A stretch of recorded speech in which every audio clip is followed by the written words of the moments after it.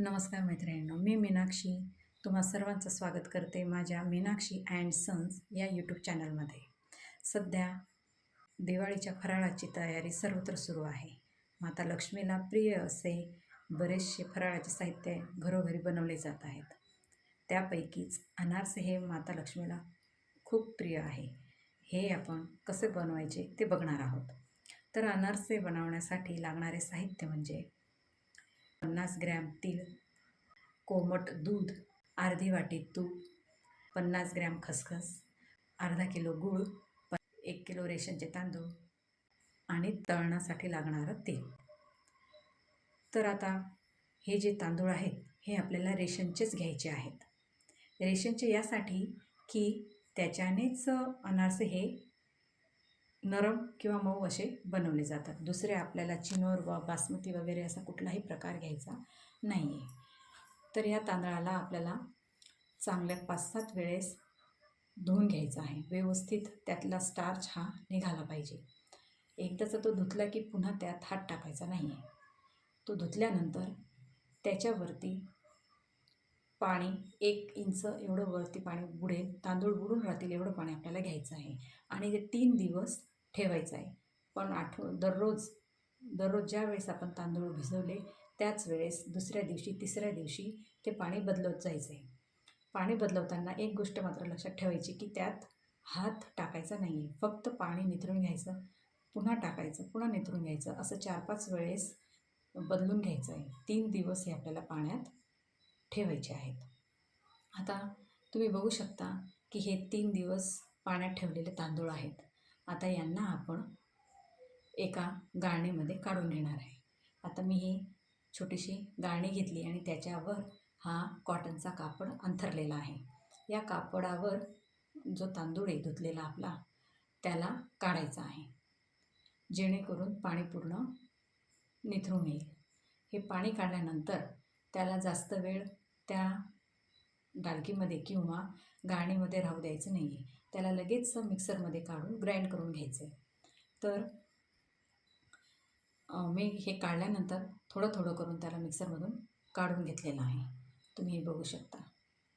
आता मिक्सरमधून काढल्यानंतर त्याला लगेच गाळणीने गाळून घ्यायचं आहे.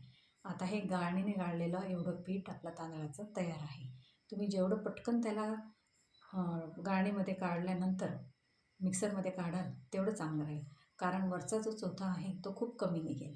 जर आपण त्याला जास्त वेळ गाळणी कापडावर ठेवलं किंवा वाळवलं तर तो चोथा जास्त प्रमाणात निघू शकते आणि आपलं पीठ जे आहे ते कमी येऊ शकते. आता हे तांदळाचं पीठ जे तयार झालं आहे याच्यात आपण हा गूळ टाकणार आहोत. आता हा अर्धा किलो गूळ मी घेतलेला आहे, पण मी एवढा टाकणार नाही कारण घरातल्या लोकांना हे गोड कमी खातात. त्याच्यामुळे मी आता याच्यातला फक्त निम्मा एवढा गूळ टाकणार आहे. जर तुम्हाला वाटलं तर तुम्ही अजून थोडंसं गुळाचं प्रमाण हे वाढवू शकता, पण अर्धा किलो काही एवढा लागणार नाही. थोडंफार जास्त तुम्ही निम्म्यापेक्षा थोडंसं जास्त टाकू शकता. आता मी हे पिठामध्ये गूळ हा टाकलेला आहे आणि त्याला आता चांगल्या पद्धतीने आपल्याला मिक्स करून घ्यायचं आहे, एकजीव करून घ्यायचं आहे. आता हे टाकल्यानंतर ते लवकर असं मिक्स होत नाही, म्हणून एकतर आपण त्याला परत मिक्सरमध्ये काढून घ्यायचा. जर तसं नसेल करायचं असेल तर आपण त्याला खोबरे किसाच्या किसणीने देखील काढू शकतो. आता मी तसंच केलेलं आहे. खोबरे किसाच्या किसणीने थोडं थोडं घेऊन त्याला काढलेलं आहे, जेणेकरून पीठ आणि गूळ हे एकजीव होईल. आता बघा हे असं एकत्र झालेलं आहे. दोघंही पीठ आणि गूळ असं एकत्र झालं आहे आणि त्याला बघायचं आहे की त्याचा गोळा तयार होतो का, हातात घेऊन बघायचं आहे. गोळा तयार झाला असं आपल्याला वाटलं की मग त्याला त्याचा गोळा करायचा आहे. जर नाही वाटलं तर अजून थोडंसं गूळ आपण त्याच्यात टाकू शकतो. पण आता हा होतो आहे, गोळा होतो आहे आणि गोडही आपल्याला कमी पाहिजे म्हणून मी याच्यात काही गूळ आता टाकणार नाही. आता अशा पद्धतीने छोटे छोटे गोळे आपण तयार करून घ्यायचे. आता तुम्ही बघू शकता की इथं 7 ते 8 असे गोळे तयार झालेले आहेत. आता या गोळ्यांना आपण रात्रभर झाकून ठेवूया. हे फ्रीजमध्ये ठेवायची गरज नाही. मला उद्याच करायचे आहेत म्हणून मी यांना वरतीच राहू देणार आहे. तुम्हाला जर 2-3 दिवसानंतर ते बनवायचे असतील तर तुम्ही फ्रीजमध्ये ठेवू शकता. वरतीही आता हिवाळ्याचे दिवस असल्यामुळे आपण त्याला वरतीही ठेवू शकतो. तर बघा, आता आपण कालचे जे ठेवलेले गोळे आहेत ते उघडून बघूया कोणत्या परिस्थितीमध्ये आहेत ते. तर हे बघा, हे सगळे गोळे आता थोडे चांगल्यापैकी मुरून गेलेलं आहे. त्याच्यातलं जे गूळ आहे पिठामध्ये व्यवस्थित मिक्स झालेलं आहे. आता एक एक गोळा करून आपल्याला अनारसे बनवायचे आहेत. एक गोळा घ्यायचा, त्याला कुस्करायचा आणि त्यामध्ये आपण जे तूप बघितलं होतं काल, ते तूप त्याला गरम करून त्याच्यात टाकायचं आहे. थोडं थोडं करून टाकायचं. तूप टाकायचं, कोमट दूध टाकायचं. दूध पण मी गरम करून घेतलं आहे आणि ते पण त्याच्यात टाकायचं. थोडं थोडं टाकत जायचं, एकदम टाकायचं नाही आणि मळत जायचं. पूर्ण जो एक एक गोळा घेतलेला आहे आपण, तो एक गोळा मळत जायचा. तूप टाकायचं, दूध टाकायचं, अशा पद्धतीने त्याला व्यवस्थित मळून घ्यायचं आहे. आता त्याची कन्सिस्टन्सी कशी पाहिजे तर तुम्ही हे बघू शकता.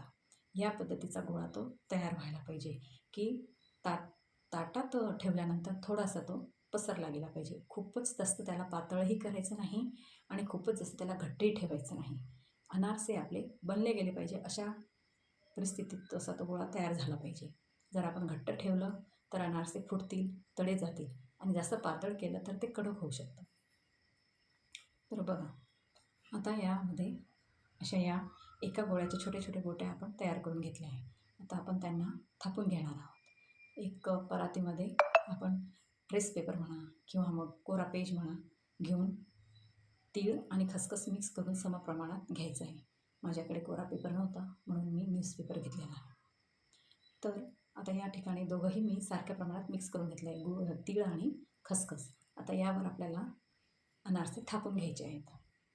आता ह्या सगळ्या गोट्या मी थापून घेतलेल्या आहेत आणि एका साईडला तेल गरम करायला ठेवून दिलेलं आहे. आपण बघू शकता किती छानपैकी ह्या अनारसे आपले थापले गेले आहेत. चला आता यांना आपण छानपैकी तळून घेऊया. तळतानाही जे तीळ आणि खसखस लावलेली जी बाजू आहे ती खाली करायची आणि प्लेन बाजू आहे ती वरती ठेवायची. नंतर अलगदपणे त्यांना आपण पलटवलं तरीही चालतं किंवा एका साईडनं तळले तरीही चालतात. काही फरक पडत नाही. अशा पद्धतीने आपण आता प्रत्येक गोळ्याचे अनारसे बनवून घेणार आहोत. तुम्ही बघू शकता की अनारसे किती छान पद्धतीने तळले जातात. आता उरलेल्या गोळ्याचेही आपण अनारसे बनवून घेऊया. तर आता तुम्ही बघू शकता मैत्रिणींनो, आपले अनारसे किती छान तयार झाले आहेत. जास्त लालही नाही, खूप पिवळसरही नाही आणि जळालेलेही नाही, अशा कुठलेच नाही. त्यांचा गुळाचा रंग त्या अनारसांना परफेक्ट असा आलेला आहे. आपण तोडूनही बघू. बघा किती पोकळ आले आहेत. जर ते कडक आले असते ते मध्ये पीठ दिसलं असतं आपल्याला, असा गोळा झालेला. तसं गोळा झालेला दिसत नाही. मध्ये पूर्ण पोकळ आहेत आणि नरमही आहेत. गुळाचे अनारसे खायला खूप चविष्ट लागतात.